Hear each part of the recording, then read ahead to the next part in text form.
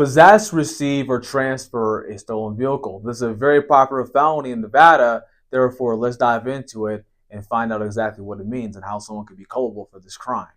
First of all, there are two different sections here under Chapter 205 for possess, receive, or transfer a stolen vehicle, which is why when you look at here, you see the or, right? Not an and, but an or.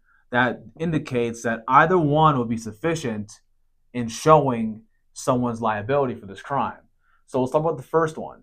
The first one basically is this, is that the defendant, in this case, is in possession, actual or constructive possession, of a vehicle which the defendant knows to be stolen, actual knowledge to be stolen, or has reason to believe to be stolen.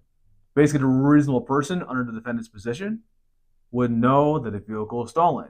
So, very straightforward example. Very, very straightforward example is that someone literally hot wires your car at the Walmart parking lot, busts your window open, hot wires the car, drives off, right?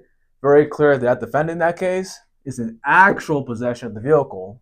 The defendant knows it to be stolen because of the fact that he did not receive consent from the car owner.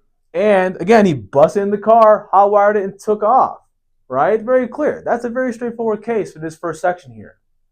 Where things get a little hairy would be this, is that let's just pretend that Eric said, hey man, here's my Mercedes-Benz, keep it in your garage for a couple weeks, I'll be back, right? And I know Eric, he can't reasonably afford a Mercedes-Benz, right? It's a very pricey vehicle, as we all know, right? I should have some type of suspicion. The reasonable person under my position should know that not only am I now in actual possession of the vehicle because it's in my garage, but I have reason to know it to be stolen because, again, I know that Eric doesn't have the financial means to afford a Mercedes-Benz, but he gave me the keys, I put it in my garage, and again, now I'm in possession of it, and then, hey, I shouldn't be surprised that the cops are at my door wanting to arrest me for this crime. Therefore, that is the first section of this crime. Secondly, again, we have the or here, so it could be either or.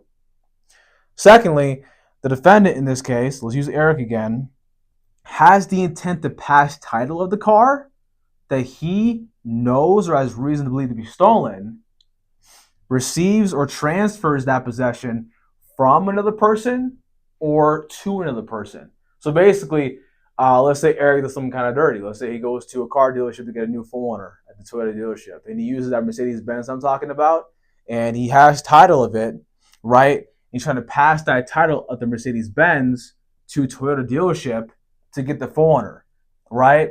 So he's passing the vehicle that he knows or has reason to believe to be stolen to basically receive possession from another, from Toyota to get the Forerunner because he's passing the title of that Mercedes to Toyota to receive the Forerunner, okay? That's an example of a defendant being liable for the second section, and this crime is a Category C felony. So that means the defendant will have liability from a minimum of 1 year in prison up to 5 years in prison, plus a $10,000 fine at most, plus restitution. Therefore, this is a very serious crime which carries a pretty decent prison sentence along with a hefty fine. And like I said, restitution can be a lot of money depending on the value of the car. Therefore, this is what this crime means, and those are the penalties for that crime.